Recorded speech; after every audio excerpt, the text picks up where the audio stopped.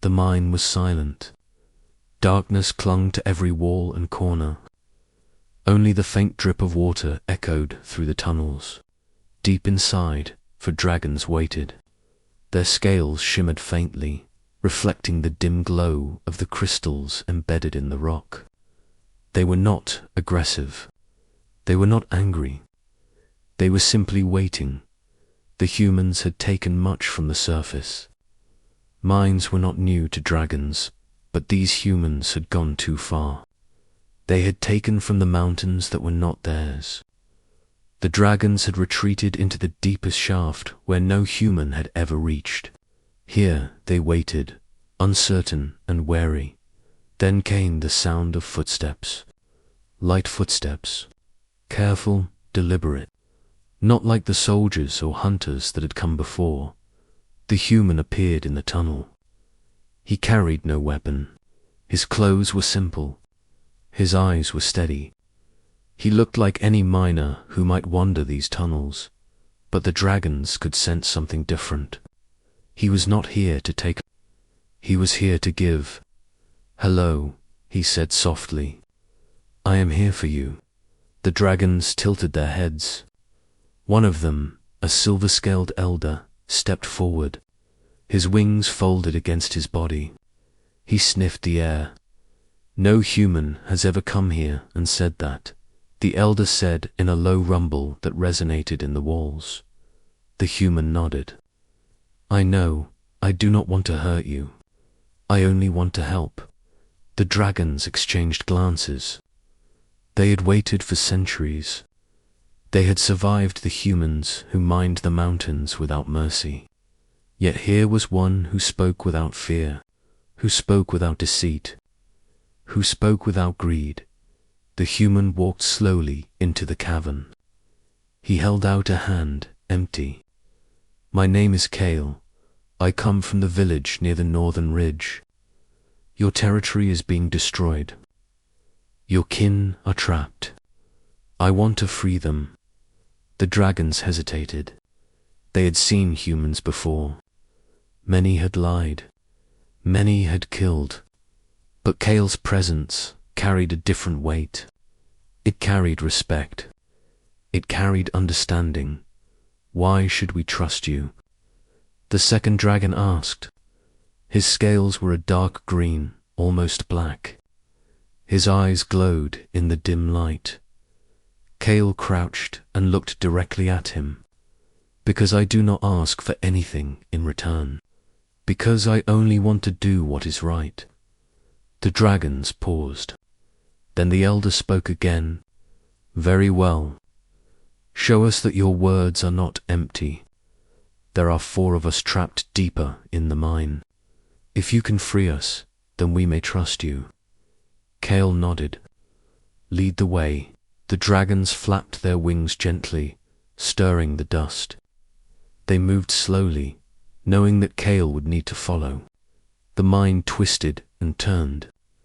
Stalactites hung low. The tunnels narrowed. Every step was careful. Every breath echoed against stone. The first dragon led him to a collapsed tunnel. Rocks blocked the path. The dragon hissed softly. "We cannot move these alone. But perhaps you can." Kale rolled up his sleeves. He began to work. His hands were strong. He lifted stones. He dug through debris. The work was hard. The mine was heavy with age and neglect. But Kale did not stop. He did not complain. He only worked.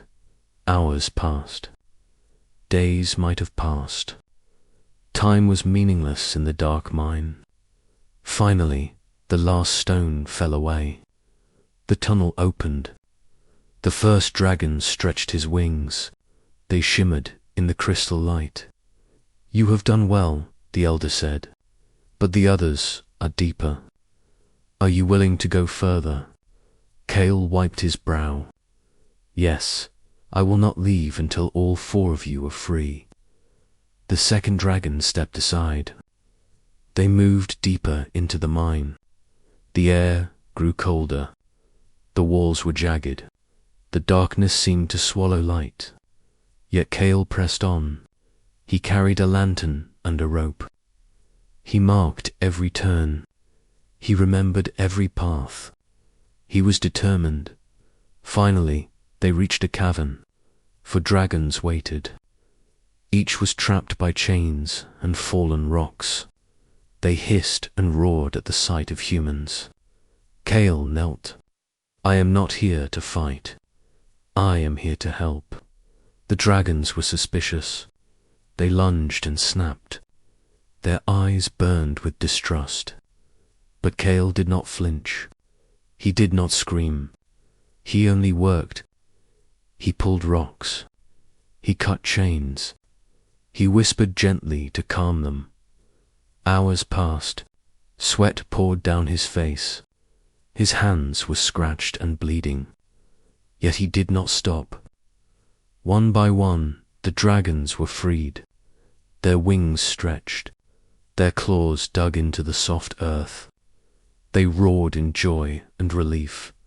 The elder dragon approached Kale. He lowered his head. "You have done what no human has ever done. You risked your life for us." "Why?" Kale smiled faintly.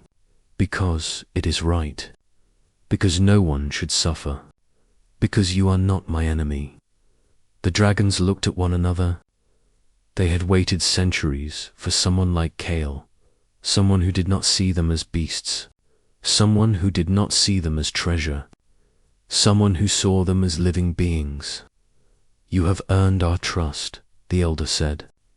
"But there is something you must understand.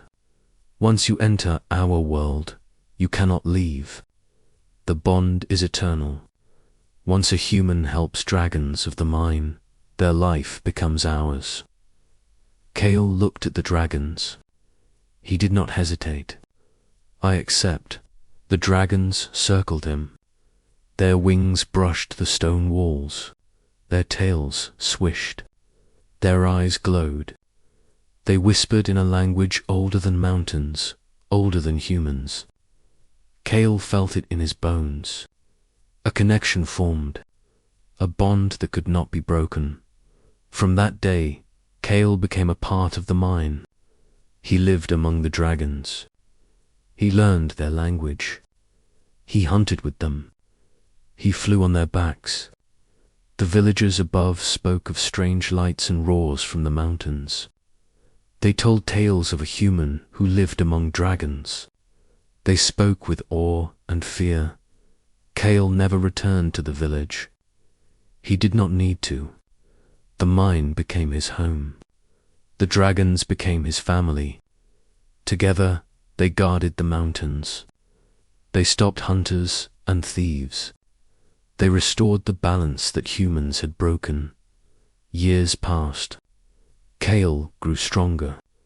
The dragons grew wise. Together, they explored tunnels deeper than anyone had ever seen. They discovered crystals that glowed with their own life. They found streams of water pure and untouched. They found ancient carvings that told of dragons and humans living together. Long ago, the bond between Kale and the dragons became legend. The villagers told stories to their children. They spoke of courage and respect. They spoke of a human who chose to live with dragons instead of conquering them. The dragons never forgot.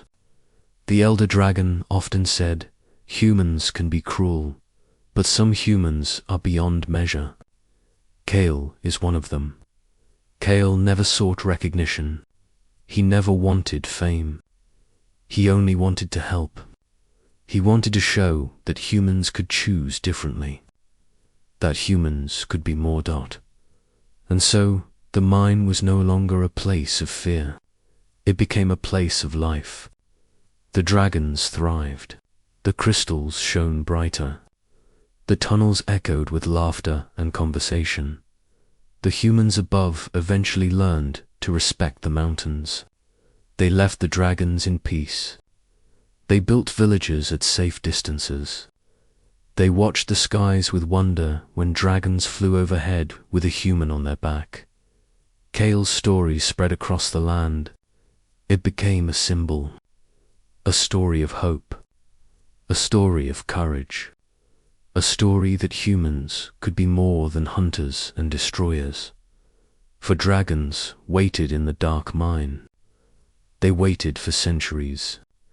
And when Kale came, they found not a threat, but a friend, a human who stayed forever, a human who changed their world, a human who proved that one person could be the difference between fear and trust, destruction and harmony, darkness and light. The mine was no longer dark. It was alive. It was full of color, sound, and life. For dragons soared through tunnels. Their scales shimmered. Their wings flapped.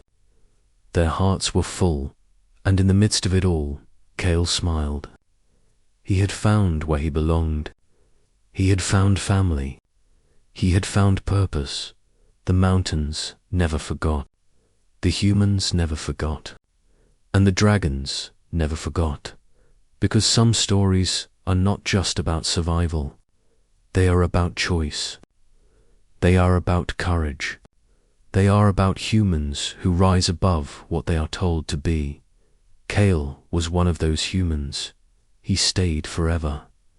Asterisk.